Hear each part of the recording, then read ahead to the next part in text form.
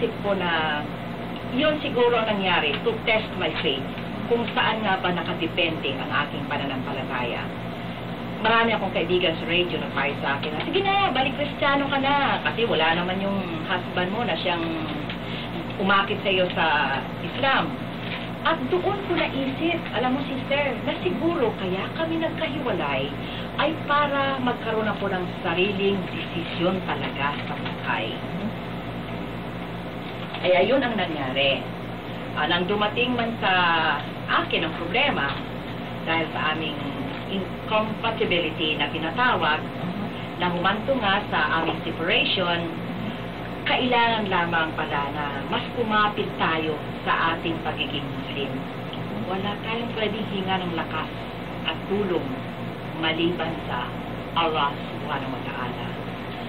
Mga kapatid, kung sakali man po na nagkaroon kayo ng problema na parang katulad o kahawig ng aking naging karanasan, huwag po ninyong panatilihin sa inyong mga puso at isipan ang sama ng loob.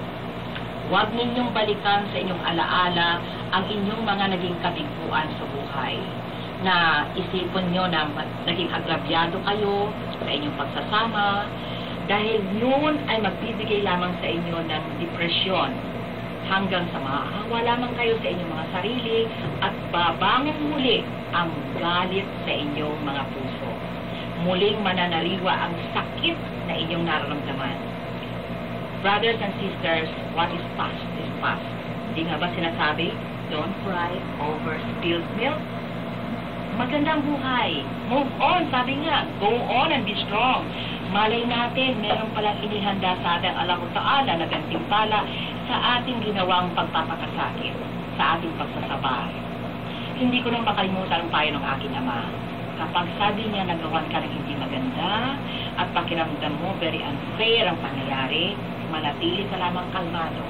Manahimik ka. Huwag kang mag-isip ng retaliation. Isipin mo na lang, may Diyos na nakakaalam ng lahat. Kapag daw tayo ay ganoon, tahimik lang tayo, tiniis lang natin ang lahat ng sama ng loob, mas mabilis daw ang karma. Sa maraming pagkakataon, napatunayan ko ang mga bagay na yan. Kaya gusto ko rin sana ipaabot sa inyo, sisters, brothers, na sa kasalukuyan ay sa gitna ng mabibigat na pagsubok. Just be patient. Huwag nating balikan ang mga sama natin ng loob. Lalo tayong kumapit sa hadith, sa Quran. Lalo natin bigyan ng panahon ng pagbabasa, pagsasaliksik, research. Kaya pagtatanong sa mga ulama na ating mga kakilala, sa mga imam, sa mga ustad, ustadya, dahil sila man ay maaaring makapagbigay sa atin ng advice.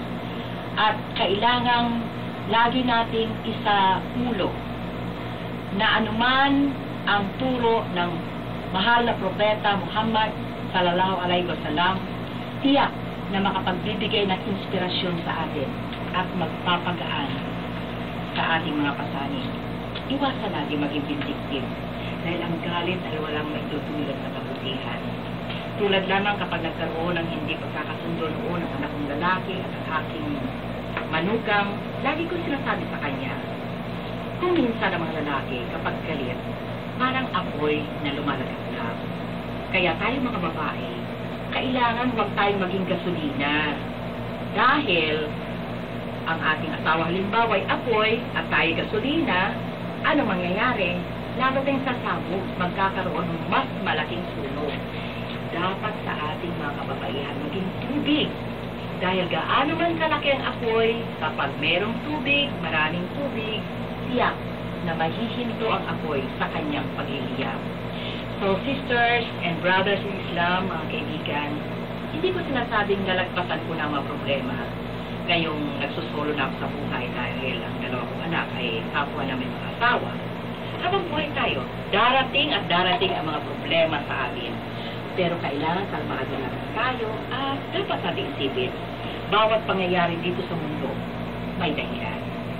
Maaaring pakiramdam natin unfair, pero yan ay isang pagsubok sa ating katatagan, pagsubok sa ating kakayahan.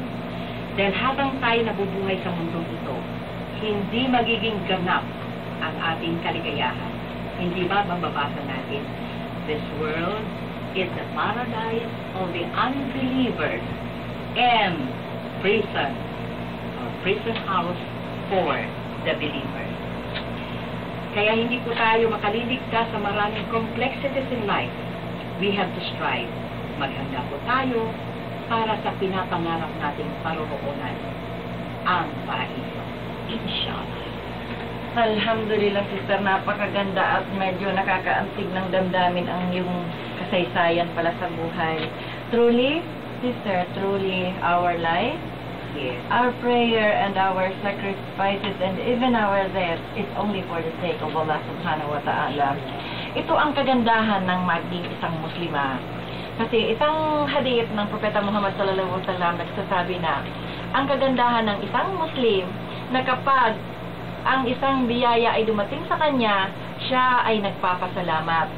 Subali at ganun din kapag ang isang kalamidad o isang pagsubok o affliction ang dumating sa kanya, siya ay nagsasabar at the same time nagpapasalamat pa rin. At yun ay ikagaganda niya. So napakaganda ng pagiging isang Muslim. So inshallah, our dear listener, magkaroon sana kayo ng curiosity din as to ano ba talaga itong Islam at ano ang pagiging isang tunay na Muslim.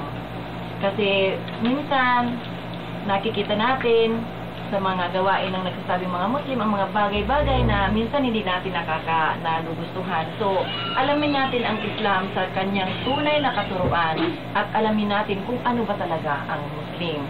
Bigyan natin pansin, sister, itong isang verse or ayat sa Quran na babasahin natin na nauukol dito sa ating buhay.